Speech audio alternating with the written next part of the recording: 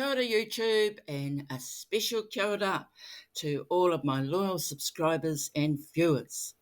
I don't have a big channel, but I do appreciate you guys that follow me and view my channel and support it by subscribing. Thank you so much. So this video is about Smallville, New Zealand. To me, you can go into these little places and find gems. Just find beautiful gems of gifts, ideas, crafts, anything really, if you just take the time to look around.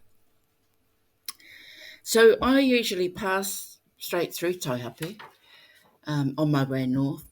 It's usually been only a comfort stop or a coffee stop, and it's only when we've been travelling north. Originally, before, when Mum and I used to travel north or come down from the north to the south, we always used to call into Taihape because we had a favourite place there called the Brown Sugar Cafe, where we always used to stop and have a coffee and a cup of tea and a cake. I just loved it. So Taihape for us was always known for the Brown Sugar Cafe. But there's a bit more to Taihape.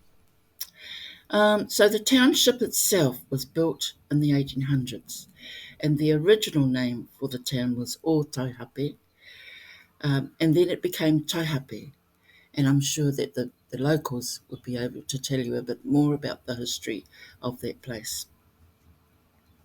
But when you travel through Taihape, you can imagine the dense forest and undulating land that was once there as you start to travel towards the central plateau of the North Island, and getting towards the central plateau of the North Island, that's mountain country.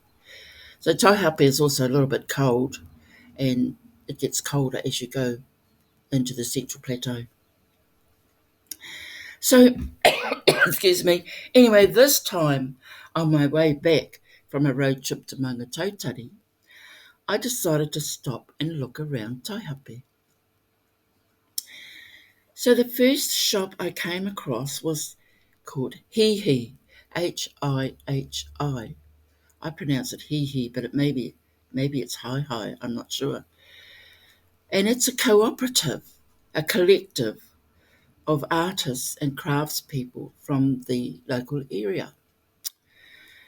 And as you can see when you come into the shop, as you see, most of the items are handmade, and they're unique creations from the local craftspeople and artists. And I have, of course, a love of handmade crafts. And I really support, when I do travel around, I do support local people, local economy, and local artists. So as soon as I saw the shop, I was just happy to go in and have a look around. So my most favourite of the items were the necklaces, handmade, hand beaded, and hand stitched, very intricate work. And I would, if I had a place to go, if I was going to something very special, I would definitely have bought the one that has, because they are mainly fashioned after local nature and New Zealand iconic things, such as one of the necklaces has fashioned itself, or has been fashioned with the pohutakawa plant beaded into its design and embellished with paua, which I just absolutely loved. And that I would have bought. I think it was a little bit costly in price, but I would have bought it in a heartbeat.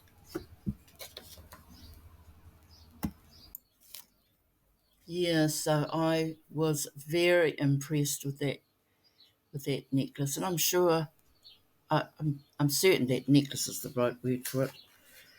Um, yeah, so I looked around. There was an array of soft toys, um, artworks, um, decorations, Christmas decorations, signage, um, anything and everything that you could think of in there. And rings, earrings. Absolutely, I loved it. And I ended up buying something from there by the end of the day. But what drew me closer to the counter was the earrings, because some of the earrings were beaded earrings, small beaded earrings, and I just love beadwork and handmade things. So I did look at it very closely.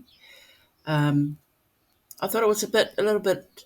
I know the price was okay because it's handmade. It takes a long time to hand bead an item, very long time. It's skilled work.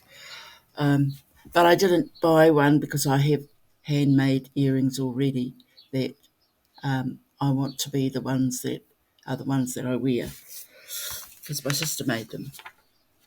Yeah. So all this beautiful artwork and craft work really excites and inspires me because now I'm retired.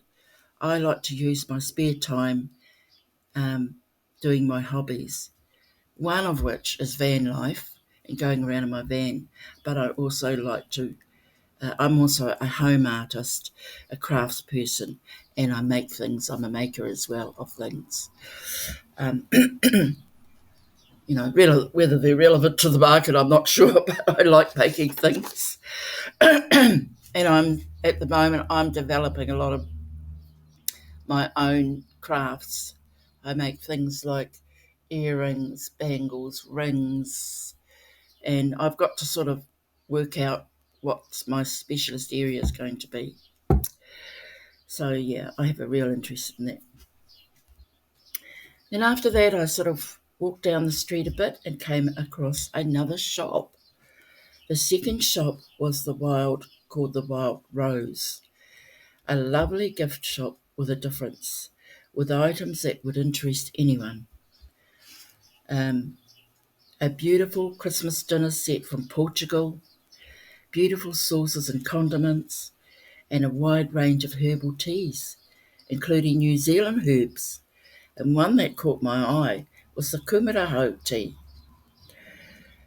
Um, and kumaraho is a Māori rongoā, Māori medicine.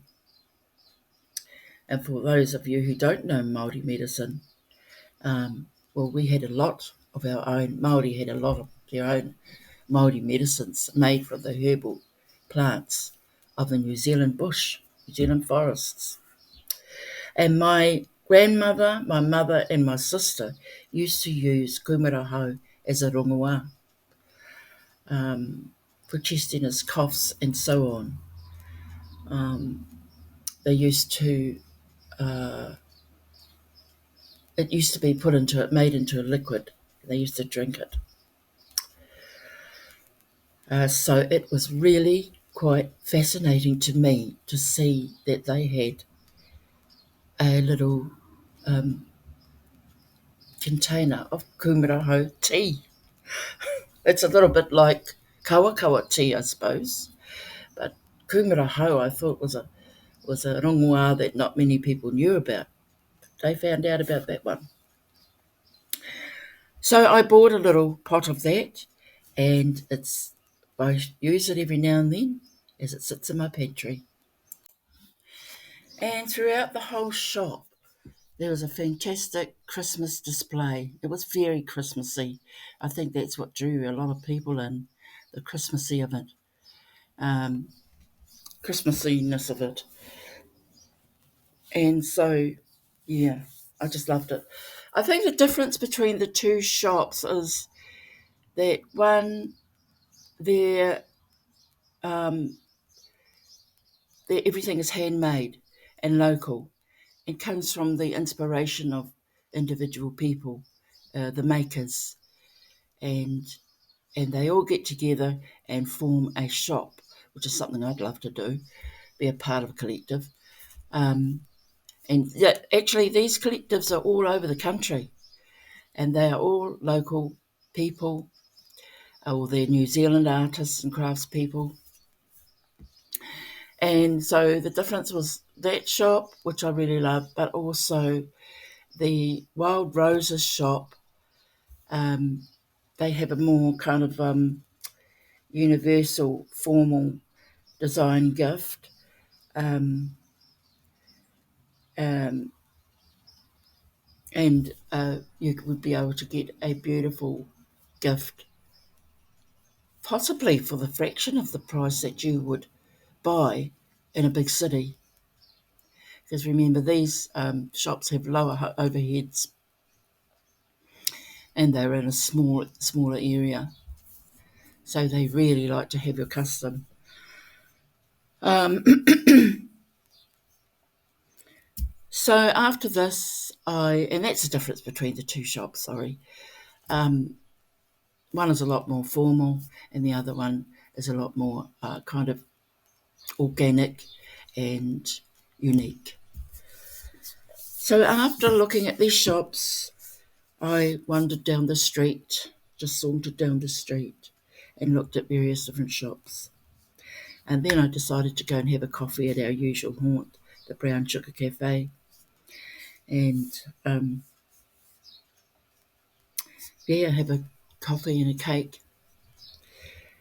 And the other good thing about Taihape is it has wide streets and an assortment, a really good assortment of shops. I mean, you can buy anything there: clothes shops, second-hand shops, a pub or two, a garage, supermarket, and it services the surrounding rural community as well as travellers coming through and choose to stop there. Yeah, so I guess my main message is don't just go straight past the small towns and villages of New Zealand. Call in and explore. Spend a little bit of money on something there just to give something to the local economy, because I don't want the small towns of New Zealand to close down and to be ghost towns, and I'm sure you don't want them to be that way either. So don't forget, you may get a bargain. You may get something that would cost 3 times the price if you bought it in a bigger city. Anyway, that's me for now, guys. Take care. Don't forget, whenever you're out there in nature, only leave your footprints. Nō reire, e te iwi. Ngā mihi.